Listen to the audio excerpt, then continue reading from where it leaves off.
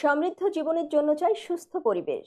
এই প্রতিপাদ্যকে সামনে রেখে বরগুনায় অসহায় ও ছিন্নমূল পথশিশুদের সুন্দর সমাজ গড়তে ও বোঝাতে, পড়াশোনার প্রতি উদ্বুদ্ধ করতে বরগুনা সদর উপজেলা প্রশাসনের সহযোগিতায় ও উপকূলীয় সূর্য সামাজিক সংস্থা উচ্ছ্বাসের আয়োজনে উচ্ছ্বাস পাঠশালা পাঠদান কার্যক্রমের শুভ উদ্বোধন শেষে শতাধিক শিশুদের মাঝে বিনামূল্যে শিক্ষা সামগ্রী বিতরণ করা হয়েছে।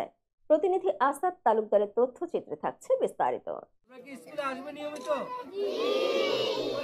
গতকাল বিকেল 4টায় সদর উপজেলার গৌরীচন্না ইউনিয়নের খাজুরতলা আশ্রয়নের অফিস ঘরে উচ্ছ্বাস পাঠশালা কার্যক্রমে বিনামূল্যে বই, খাতা, কাঠ, পেন্সিল সহ বিভিন্ন শিক্ষা সামগ্রী বিতরণ করে শুভ উদ্বোধন করেন উপজেলা প্রশাসক ও উপজেলা নির্বাহী অফিসার মোহাম্মদ শামীম মিয়া।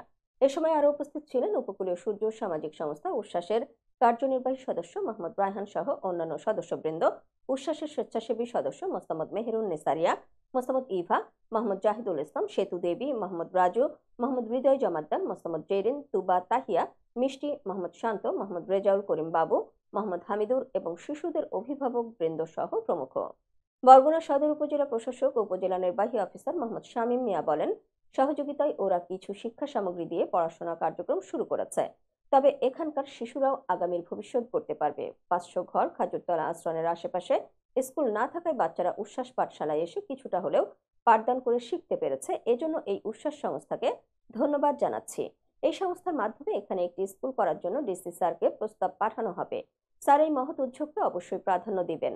তখন বাচ্চারা এখানেই পড়াশোনা করে পরবর্তী ধাপে হাই স্কুলে অন্য জায়গায় ভর্তি হতে পারবে এবং এটি শুধু আমার আর এই সংস্থার পক্ষে সম্ভব নয় যদি আপনারা অভিভাবকরা সকলে সহযোগিতা না করেন। সকলের প্রতি দোয়া ও ভালোবাসা রইল।